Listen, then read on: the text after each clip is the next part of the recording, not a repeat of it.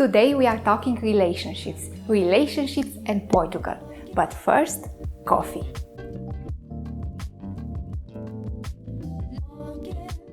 Also today is a very special day because this will be my last video filmed on this camera. I have a Canon 80D and I will switch to a more versatile camera, a vlogging camera, because I want to film more videos in nature. Let's get into the subject of today, which is relationships and Portugal. Today's subject is a very sensitive one and a very personal one, because the most challenging things I have to face by far regarding moving to Portugal was my relationship with my partner, because my partner didn't want to move in Portugal, didn't want to move anywhere because he was very happy with his life. And I thought this is an isolated case, but I found out from your comments that you leave on my YouTube videos that a lot of people is in this situation, and it's a very common thing nowadays because people want different things and they know that they can achieve different things, and they are not just settling being in a relationship, they also want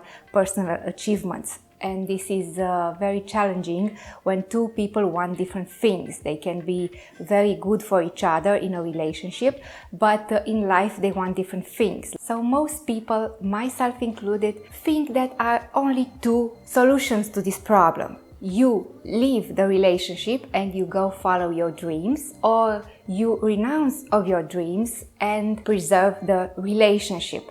But this is not okay, because whatever the decision you chose, you renounce of something. And we wanted to prevent that. We wanted to find a third solution which was better also for me and for my partner. And for most people this is a must, because they have families, they have kids, they just cannot just get up and go travel the world. So it's not even a choice. They have to remain in the relationship because they have responsibilities, kids, and so on. So I want to talk from my experience, because here on my channel I talk only from my experience, nothing else, what we did to be in this point in which we achieve a compromise, moving but not really moving in Portugal, which, considering the point where we started, I think it's a very good compromise. So the first thing we did was to start a real conversation, a very hard conversation about the fact that one of the partners was happy and the other one was not. And also addressing the thing that this has nothing to do with the relationship. This is about the partner itself, because in a relationship there are two persons. It's the relationship, and also partner number one with his dreams and wishes and life, and also partner number two with her dreams and wishes and life. We started this conversation talking about the individuals in the relationship and how they have to accept that they are also individuals with their personal dreams, even if they are in a relationship. And once we addressed this, we also talked about what is the real problem, why the partner who doesn't want to move, because you would think that it's simple, but it's always a reason behind it. And sometimes it's the fact that the partner is really happy with his life or her life, but also behind the scenes can be something else, like the fear of losing the money or the job you are currently have, a fear of losing status, like if you are a professional who is highly paid, which was his case and my case, but I was not afraid he was. Or maybe the fact that the partner is afraid of the actual adventure, he's afraid of starting over in a new country. What is really the problem here? Or maybe it's just as simple as he likes his comfort zone and he doesn't want to make a change because he doesn't see the benefits. So it's important to really think and be honest about what is the real problem here. Of course, maybe that the relationship isn't strong enough and one partner doesn't want to make this huge change in her or his life and go across countries with that partner, because maybe the relationship is functioning like it is right now but would not function in a new environment. Maybe this is a real problem, or maybe it's just the fear of that. But the problems can be various, can be multiple problems, can be also not one problem, but all of those problems combined. So this is why it's so important to address the issue, because if you don't know the issue, you don't know how to solve it. You don't know how to find a solution. And also, when we put on the paper and we discuss what the problem is, we also address the fact, do we want to solve the problem? Because if you find out, for example, that your partner doesn't want to lose status, he's a highly respectable professional, he has his own business, or he's highly respected at his job, and he doesn't want to lose that. You have to accept that, like you, the partner is an individual with his private hopes and dreams, and it's not fair to expect that he or she should renounce of everything and just travel the world with you. So if you want some respect and some understanding and some consideration for your person, you have to give that also in a relationship. One thing I observed, that in the beginning maybe the partner doesn't even want to address the thing because he doesn't think it's a problem. He likes his life, he doesn't need to make any change, and he doesn't see the need to have this conversation. So your role as the one who wants to make a change in a relationship, wants to change the status quo, is to explain the fact that you are not happy and you want to make a change. And you maybe in the beginning you have to do it slowly by slowly, because the partner has to get used to the idea. And this is the second thing I addressed, and I made it quite plain and clear why I want to make the change. I made quite clear the fact that this is not a whim.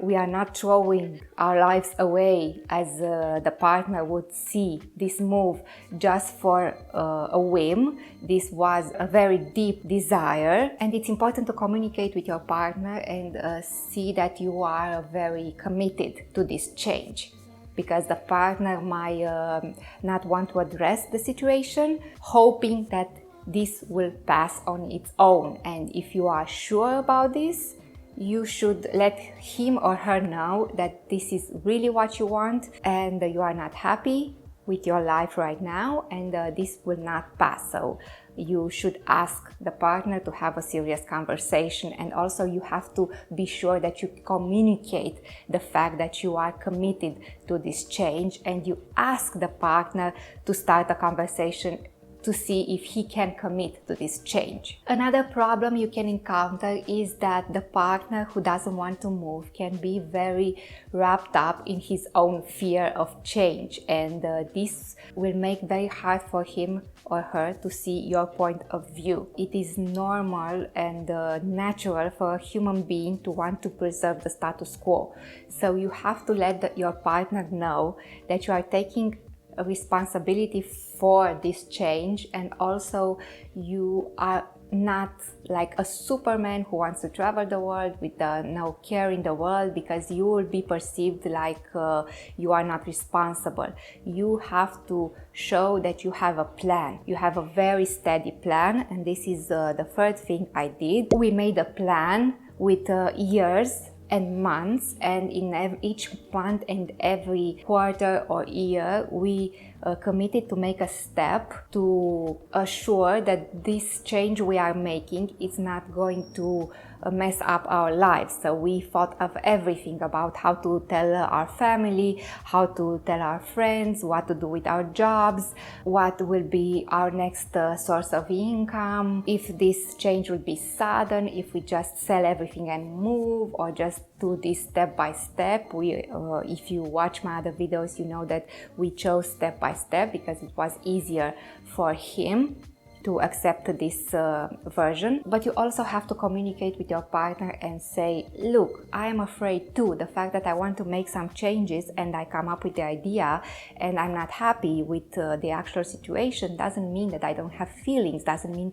that I am not afraid. And this why is this important to tell your partner? Because your partner will also feel guilty that he doesn't or she doesn't feel in the same way you do. So he will not tell you what he feels because he's afraid that you are not understand, because you are perceived like a strong person, with a person who has courage to make changes in your life, and he is not. In that moment, he is not so courageous, and he will not tell you that he is afraid. So if you make the first step and explain that you are a human being also, and you are afraid, but you are still want to do that because you don't want to miss opportunities in life just because you are afraid, this will bring you closer. The whole goal of this conversation and making a plan is that you find common ground, because you have to accept from the beginning that you are not going to feel and think the same way, but it's important to do this together. And sometimes the partner is just not in sync with you because he doesn't see how this would be possible. Even if the partner is convinced or he or she wants to move, your partner doesn't see the same thing as you do, doesn't see the grand scheme, doesn't see the plan, maybe doesn't have the same faith in this plan. And this is why you should go over and over again on all the details of the plan and address all of the fears of your partner and find solutions before you make the move, because not every person in this world is adventurous and fearless and just wants to sell everything and move. Not many people can live like that with this uncertainty.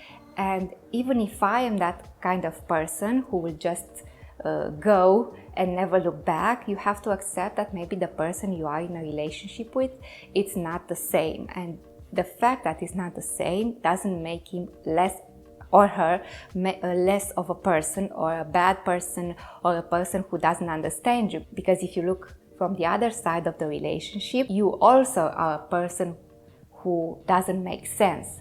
Allow your partner the time and the space to accept your needs and the wish to move. Of course that in this process you may realize that you don't find any common ground, and this could lead to a separation. And before you start the conversation, you have to assume that, you have to acknowledge that, you have to think if you want to risk this. So this move has to be a pretty big deal for you in order to disrupt your life as it is right now and put this in front of your partner, because your partner may want to start a discussion, but the result of this discussion is not always yes, maybe no. So you have to think in advance what you will do if he or she says no. So talking again from our own experience, our main problem was losing our source of income and status, because we are highly paid professionals in our country, but we might not get a job in Portugal even if we tried. So this is a fact, this is a reality, and not every man is willing to leave behind a very good life, fairly not wealthy but good life, in order to go in a country where he might not get even a common job. So it's out of the question that I can make accounting in Portugal, and he's out of the question that he can be a lawyer in Portugal. It would take years and years to get the certification, and this is not what we want to do with our life. We don't want to move to Portugal to start over our careers. It doesn't make sense, and I think you can relate to that. So not everybody is willing to leave their professional status and find work in another areas just so they can make a living. So we had to come up with a solution to solve that. I can get into that in another video, how we solved that. We didn't quite solve it for life, but just in the upcoming years we are okay. And the second main problem was the fact that he really enjoyed his life here. I really like to travel. I like to travel since forever, since I was a little girl, but he really likes his comforts. So this is something that you cannot reconcile. You cannot change yourself, and also you cannot change your partner. So this is where the compromise should begin. Another problem was really the fear of unknown. So this is something very hard to address, especially if you're not a professional trained to address other people's fear like a psychologist. I am not.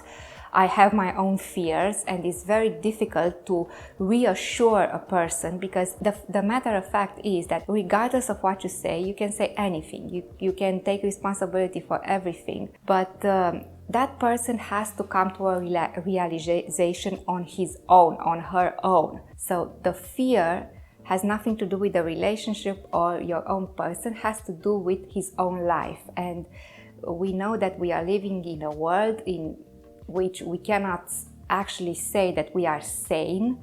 We all have problems, we all have fears, and this is something that will stand in the way of making a change, because we really have so little comfort in this life, so little things that we know, like our house, our environment, our friends, and we don't want to lose that. We hold on to that, and by holding on to this little thing that you find secure, you also missing out so much in life. And not everybody sees that, or even if they see that, they don't want to risk it. So this is a hard truth, and you can expect results overnight. And the best thing that you can do for your partner is to understand him and talk as much as you can. But in the end, this might be a problem that will not resolve by its own. So long story short, we took 2 years to make this change, which is a huge amount of time if you ask me. It was very hard for me, but it was also very hard for him. So don't underestimate, overestimate, or put down your partner, because like your time is precious, his or her time is precious also. So you should accept that it may take a long time and a lot of assurance and a lot of changes and a lot of planning just to do that. Of course, that there are persons who are traveling the world, they just sit one day on the couch and they decided, and the next day they are selling everything, and this is the story that they put out in the world, and you see this and you think that you are in a crappy relationship and nobody understands you. But I don't think that those stories are quite like that. I think everybody has problems, and it's very hard to find a partner who thinks exactly like you in the same moment in life when you feel it. And those happy stories, I think they are just the realization. I'm not saying that are fake, are just the realization. They are not the process. And here I'm talking about the process, and the process expect to be messy and hard. This is an open subject. I want to hear about your experiences, your thoughts, hopes, dreams, your experience, and a lot of videos can be made about this subject. I just wanted to start the conversation and be supportive for the people who are going through the same thing with it. So please leave it in the comments, and I will see you in my next video. Bye!